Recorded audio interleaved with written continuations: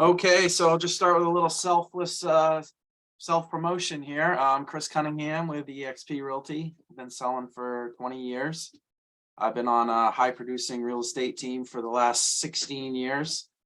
I handle all aspects of the sales, listings, buyer representation.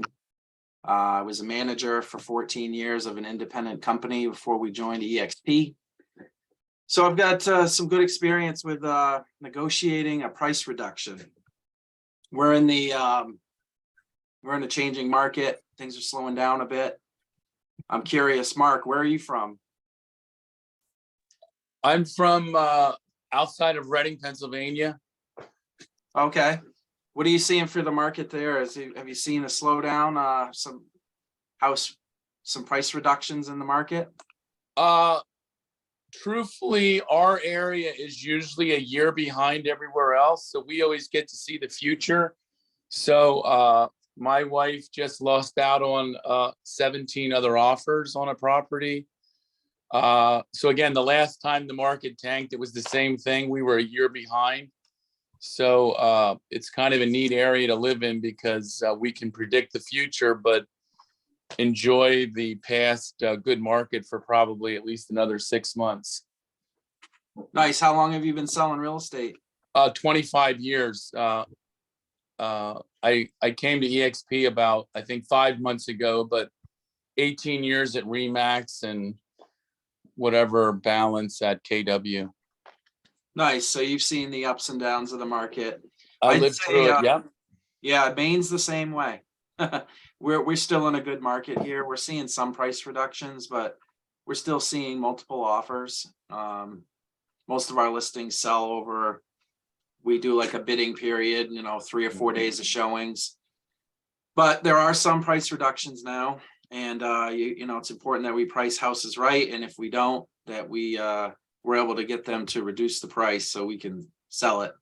Right. So I think the number one tip I have is to set yourself up at the beginning. When you take the listing, price it right. And my tactic that I like to use is I give them a range. So I'll give them a 5 to 10% range. So if we're talking about a $500,000 house, and I think it's going to sell for $500,000, then I would give them a range of 450 to 500. Or maybe I tighten it up a little bit. That 50,000 is a pretty big range. So in a slower market, I will use a bigger range, like 10%. But when we're still in a good market, I get it closer to 5%. So I might say, I recommend that I think your house is going to sell between 470 and 500. And then I would list it at the high end of the range. And that way, 30 days from now, if it's still on the market, it's easier for me to get a price reduction because I can say, hey, when I priced up your house, I came in between 470 and 500,000, and we tried to get you the most money we could. We listed it at the high end. So now I think it's time for us to do a price reduction and we'll discuss why. So I've had sellers in the past say, well, you said my house was worth this. And so I found that giving a range and listing on the high end always lets me go back to, well, remember when I did my market analysis, we listed it at the high end. Do we need to check with Mark, by the way? Can you put on mute? Yep, sorry. Yeah. So if the seller wants to start higher than your recommended price, that happens all the time, right? They always think their house is worth more. I really try to paint a picture for them with all my experience that, oftentimes that's going to backfire. We really want to list it where all the numbers are falling, where all the comparable homes are falling. But sometimes they just want to go higher. Everybody's telling them how great the market is and how much more over asking price they're getting. So obviously I don't want to lose the listing for that. I want to give it a try, right? So what I would do then is, have a conversation. So Mr. and Mrs. Seller, if we started at this higher price and in 30 days we're still on the market and we've had not many showings, or we've had a ton of showings and no offers, are you going to be willing to drop the price at that time? So you're like having that conversation with them while you're taking the listing. So now it's not going to be a surprise down the road when you're asking for a price reduction. So I wouldn't say lose a listing, especially in a good market. You can always give it a try, but you also want to let them know that it could hurt their, in the long run, it could hurt their what they get for an offer. So one important thing that our team does is every week we touch base with all of our sellers. Usually it's just an email. They get an email. Hey, it's Friday again, just checking in. We had 3 showings. These were the feedbacks. We summarize the feedbacks. We tell them how many Zillow impressions they had, Zillow views or realtor views, what we've done for marketing, whether it was print, social media, Facebook, and any upcoming marketing that we're planning on doing. So it's just a quick summary, and sometimes they're hard because sometimes you didn't have any showings. You don't have any advertising going. You don't have anything coming up. And I think that just them hearing from you just lets them know that you're thinking about them. And if you don't have much to say, it actually helps you as an agent to think outside the box and try to figure out and get creative on how you're going to get this house sold. So if I don't want to spend money on advertising, there's inexpensive ways that I can do things to promote their property through social media. Spend $10 on Facebook and do a boost, let them know I'm going to target a certain area. I'm going to target the Boston market. That'll just get them excited, and it actually might help you get some leads and sell the house. So you can do a broker open house, which we're going to talk about. Those are free. It's just your time. And it's good to see the competition when you do a broker open house, broker caravan. And we'll discuss that in a second. So you want to touch base with the sellers every single week. Marty is our operations manager here with the team. She's on the call.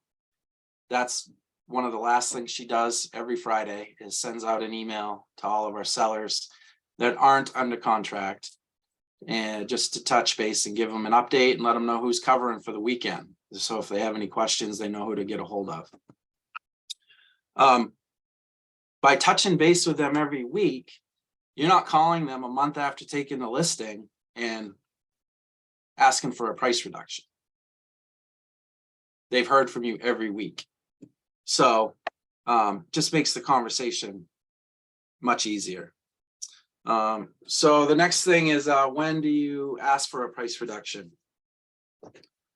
That really depends on your market. It depends on your seller's motivation, their timeline, depends on how many showings you're getting, what's the feedback that you're getting. There really is no crystal ball. I remember back when the market was terrible, 2009, 10, 11, 12, we couldn't sell houses. It was really hard. We didn't do a price reduction until 60 days. We had a 60-day letter that we would put together with a snapshot of all the showings, all the advertising, all the feedback. We'd send them what properties have gone under contract since we listed their home, so we can show them the houses that did go under contract that are in their price range. We send them new listings that came on, and we would do just a quick updated kind of CMA of what's closed and give an opinion on what they should drop their price to. So that was back when the market was bad, because houses were on the market for over 100 days on average. So I kind of look at that as like, what's the days on market in your market, and this where your house is for sale, and kind of figure out at that point when would be a good time to ask for a price reduction. Right now in Maine, where it's been super hot, if a house didn't sell in the first 3 weeks, we're asking for a price reduction. 3 weeks. Because what we don't want to do is leave it on the market in a really good market and help sell the competition. Okay, all the other houses are going under contract. This actually just happened, I think.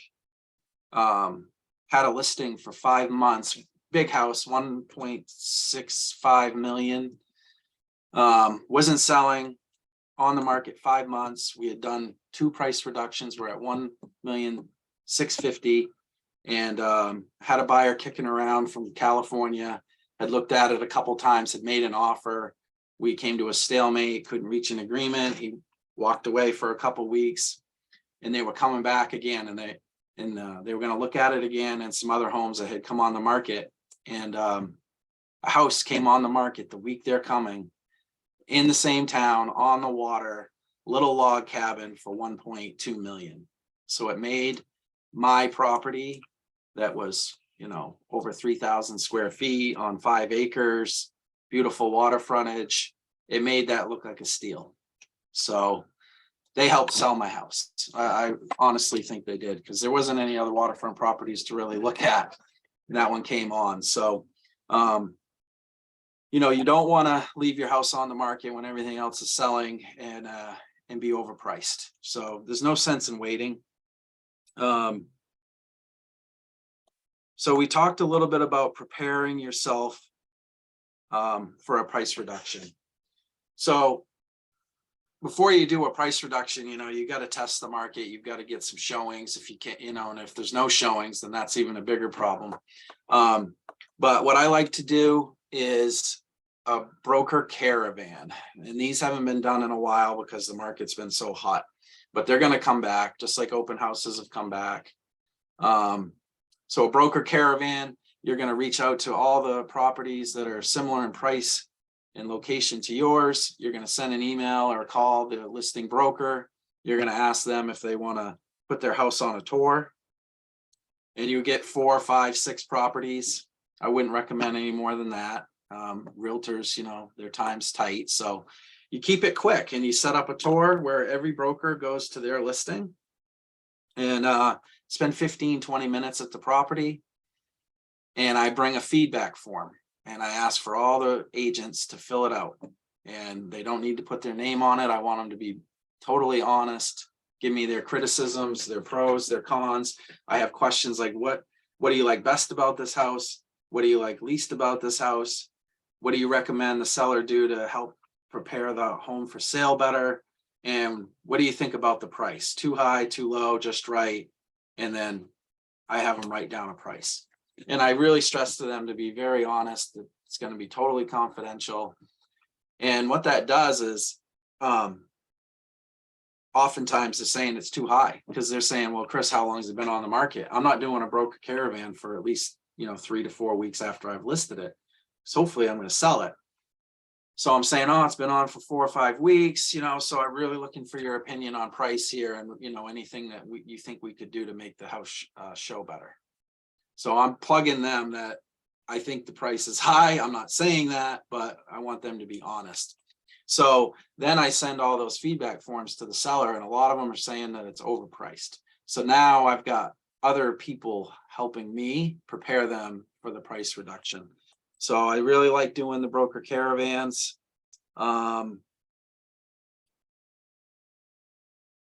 And then, like I said, we're gonna compile all that data that I discussed earlier.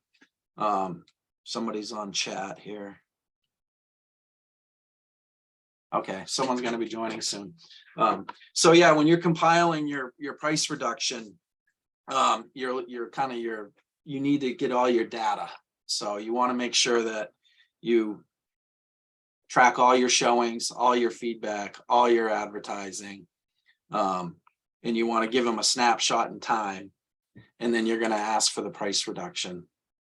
So the $1 million question is how much should you drop the price? It really depends. It needs to be a splash. When I see agents drop the price on a home by $5,000, it doesn't really do much. It doesn't create any urgency for buyers out there. If anything, it could send a message that they're pretty firm on price and they might be up against a tight mortgage, or, you know, they're not really going to be willing to negotiate. They're only dropping the price 5,000. So usually it's a pretty decent amount, and it really depends on the price range. You know, $1 million house, we could be dropping it 50, 75, 100,000. A $200,000 house, you know, 10 grand, that's 5%. That's enough, I think. You know, you get into the $400,000 range. If I'm listing a house at $399 and I haven't sold it, I'm going to let this person in. If I got a house for sale for $399 and it's been on the market for a month or two, and I've had a lot of showings but no offers, then, you know, I'm probably looking at dropping the price 25,000. I want to get into a new price bracket. A lot of buyers get pre-approved at multiples of 25,000. So they might get approved for 300,000, 325, 350. And a lot of searches are set up where the drop down menus go to those intervals. So I always try to land, it doesn't have to, but I do try to land in those kind of quadrants just to get better exposure. So Mark, you still on there? Yes, sir. Yeah. So what do you think about, what do you usually recommend for price reductions? How much? Again, yeah, our area is not very expensive, so we like $10,000 price reductions. You know, like you said, the little ones don't do anything but show that there's probably not much wiggle room there, or they don't have any equity. So and again, we always tell customers you'll never undersell your house, because if we over reduce it, it'll sell for more than we reduced it to. If you believe in the market price, in market pricing, it always sells for the right price. So True, good point. Right. The market price is what someone's willing to pay for it, right? So hey Keith, how you doing? Good. How you doing? Good, good. And we have Baxar on here. How are you? Yes, sir. I'm good. How about yourself? Good, good. Good to see you on here. And Same hi, here. Julie. Well, we're near the end of the presentation. We've got you know, 6 minutes here for any questions. I'm sorry you guys missed most of it. I did record it, so you can watch it. We just basically talked about negotiating a price reduction. And I guess, you know, just to highlight it, I say set yourself up for success right from the beginning. When you give your price opinion on the house, give them a range of 5 or 10%. So if the house is 500,000, you think it's going to sell for, tell them that you think it's going to sell for 450 to 500 in a slow market where the houses are sitting on the market. Use the 10%. And in a good market, I don't want to have that big of a range. So I want to tighten that up. And I might say, I think it's going to sell between 470 and 500. And I always list at the high end of the range. Okay, because I want to try to get them the most amount of money. But I think that's what it's going to sell for. So I want my range to be at that high end. And then if it doesn't sell, I can go back to them and say, my market analysis was between 470 and 500. We tried our best to get you the most money. We're not getting any offers. Now I think it's time to reduce the price. So it's a lot easier to get it if you set them up with a range and start at the high end. And then we just discussed follow up is key. Talk to your sellers every single week, either via email or phone call, and let them know what we've had for showings, for feedback, what you've done for advertising, what you're going to do for advertising. Keep them pumped up, stay in touch with them, and that way down the road when you call them for a price reduction, it's not the first time they've heard from you, right? You've had a game plan every week, and now you're asking for the price reduction. So when to ask for the reduction really depends on the market you're in and how long things are taking to sell. In a crazy busy market, I'm not going to wait 60 days to ask for a price reduction. I'm just selling all the competitors' homes. Okay, so I'm going to look for a price reduction in 3-4 weeks in a good market. In a slow market, I was doing 60 days. So it's really going to depend on how quickly homes are selling in your market. Things to prepare for a price reduction I discussed was I want to give them data. When I'm going in for a price reduction, I want to send them all the properties that have gone under contract since I listed their home in their price range, so they can see what properties are going under contract, what buyers chose for a house over theirs. I'm giving them all the feedback, all the showings. I'm doing a broker caravan. I'm putting together a tour of similar homes, and I'm having we're touring all those houses, and I'm asking for those agents to fill out broker feedback forms, agent forms. So, and I asked them to be really honest, and they don't have to put their names on them. And I ask them for their opinion on price. That helps me get a price reduction if all these other agents are saying, yeah, we think it's overpriced. And they typically will do that without me asking them, because they're saying, how long has this been on the market? Why isn't it selling? Right. So agents are smart. If a property isn't selling in 30 days in a hot market or 60 days, then it's usually price. So so I give them all that data and then ask for the price reduction. And the amount that you're going to reduce the price by really depends on your market, the price point. But you need to make a splash. You don't want to reduce it by 5,000. That's just going to show that your seller's not that motivated to sell. They're not really willing to negotiate. If you're in a lower price point, like 200,000, then 10,000 is a decent price reduction, right? That's not bad. But if you're at 500,000, 10,000, that's not going to make a splash. It's going to send the wrong message. So I might drop it 25,000. Get it in a whole new price quadrant. Okay, so it's 10:28. Any questions? Anybody want to tell me what they do to get a price reduction? Or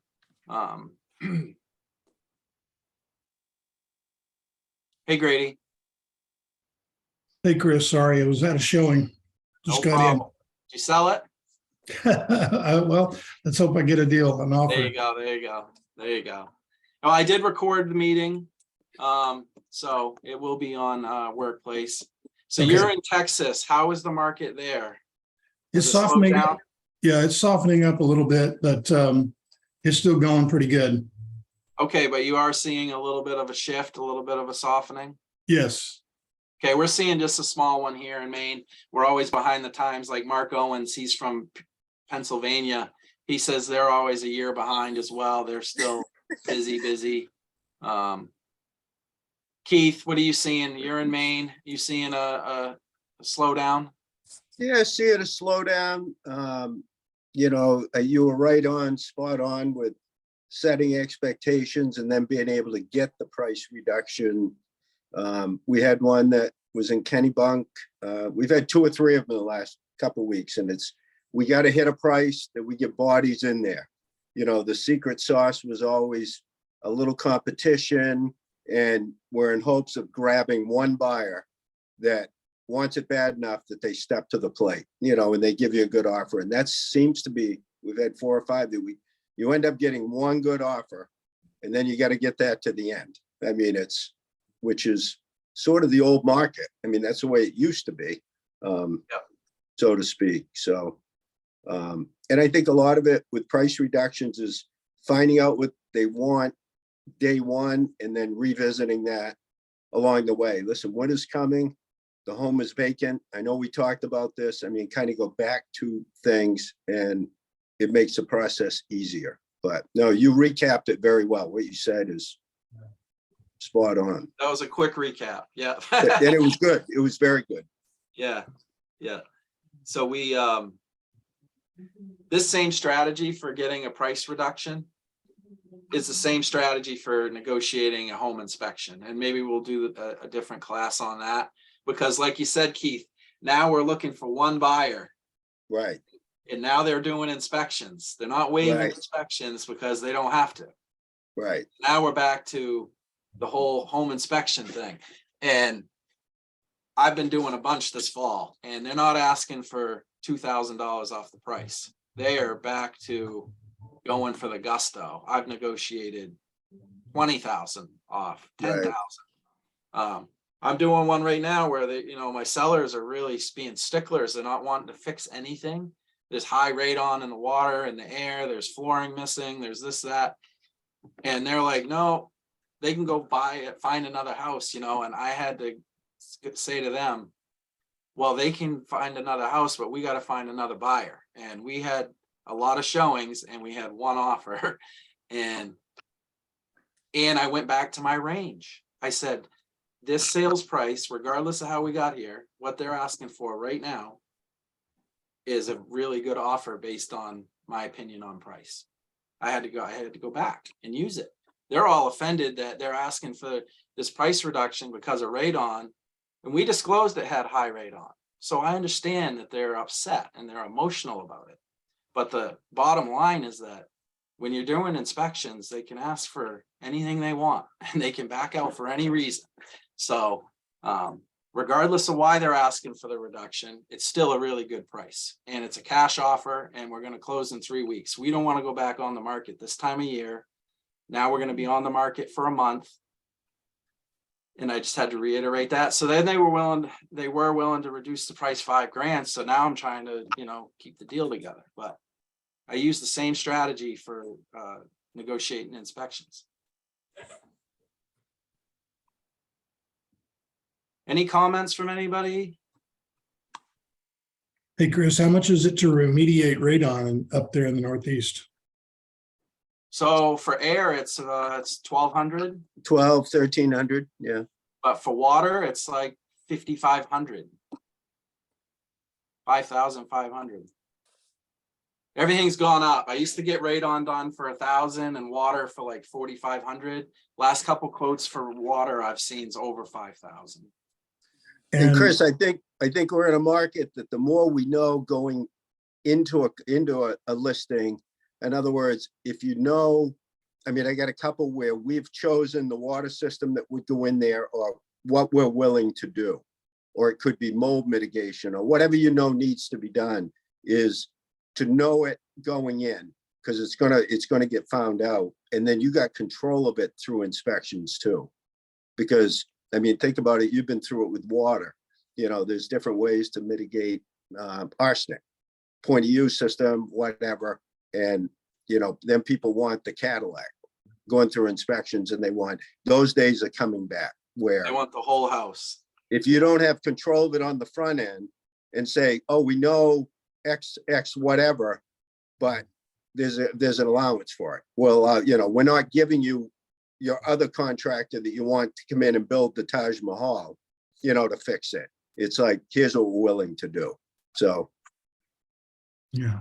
Good So thinking. so in this particular case, you're listing, you knew that the radon was there when you listed the house, so you made an allowance for it on the listing price? No, I did not. That's what Keith's recommending, that might have been a good solution. We just disclosed it. They were minimally over the thresholds, Right. and my sellers, they're like 70 years old. They don't give a shit about radon. They're just like, we don't Right. care. They're like, we're not gonna fix it. They're saying like, hey, we've been breathing this stuff for 30 years. They can come in and breathe it just like we did. Exactly. They built the house. They've been there a long time, and so I agree that they're saying they want this price reduction in lieu of those items and some other items as well. But they're not from Maine, right? So everybody has a different threshold for radon, right? Yeah. Some people come up from Florida, they don't have radon down there, so they freak out about it, you know, and everything you read about it says it's causes lung cancer. So it's not important to them, but it's important to the buyers. So Yeah. And you knew about it when you say you disclosed it. Is that just because you have it in the area? It's a common thing, and you just say in the disclosure, this house may have radon. no, we actually supplied results. They had Oh, it tested. okay. They had the water tested. They had the radon air, radon water. Right. Radon in the water is a separate test. So a Right. lot of people don't even test for it. It's not even part of of the standard test. Right. EA loans don't care about radon in the water, but they care about arsenic and uranium and all that other stuff. Right. So you convinced your sellers to have the testing done prior to listing the house, and they had already had it done, actually. They had already Okay. had it done. Yeah. For Sweet. I don't know why, but they had well, I think because they had a water softener put in for iron, so Okay. they had done a water test. Yeah. And then they decided to do the radon as well. Okay. So Well, air radon's a consistent number. That's an easy, but usually water is the one that can be treated and can be, you know, one weighs 2,500, one weighs $5,000. And that's Yeah. where they always go to the $5,000 to go to. So that Yeah. was my point is, if you know you may have an issue is, Is that You just a water filtering system that you treat it with? yeah.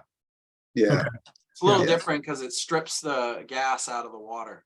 'Cause Yeah. you don't drink radon, you breathe it in. So Yeah. when you're in the shower, if you have high radon in the water, then you're breathing it in.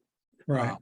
So there's a lot of different philosophies for radon, and that's why I didn't recommend that they do anything, because the levels were just over. And I thought we might get multiple offers, so we might not get inspections at all. You know, all that stuff was kind of going into play here. It ended up we didn't get any other offers. We got one, and it took 2 weeks because there was a lot of highway noise at this house. It's hard to price that. It's a nice house, but Route 1 is a very busy road in Maine, and it abutted it. Right. So people couldn't get by the noise, right? And that's why I don't want to lose this deal, because I Right. think they could get less money. Yeah. I think Keith's right. I think you set a maximum amount, on the price that you want to allow for, radon, and if they want to go, get the what you call it, the King's treatment or whatever, then that's up to them. But then you've at least allowed for a certain amount for them to treat the radon. Like you would do for a flooring allowance or whatever, right? Right. Same thing. You're going to allow for them to do a standard basic flooring allowance, and then if they want to get the super duper upgrade, that's up to them. But yeah, you've given them a basic allowance, and then they can take that off the list price or whatever. That's what we do with builders when we build a spec home. Yeah. Because we don't know what the water quality is going to be. Well, Yeah. hasn't even been drilled yet, right? I mean, we Right. don't test the water till the house is almost done, because you need all the plumbing fixtures hooked up, the sinks, you need everything. So we usually say the builder is willing to contribute $2,500 towards any water filtration system if needed, right? Right. So we're building it into the price, and we're letting them know that if you want a $5,000 system, you're getting 2,500. Yeah. It eliminates any issues there. So. Yep. All right. Well, I got to chime out. I got to go show a house here at 11:30. You guys have a great week, and maybe we'll see you tomorrow at Fired Up Friday. Amen. Okay, Thank you. take Thank care. you. Bye. Thanks, Chris. Thanks, Chris. Thanks, Bye-bye. Julie.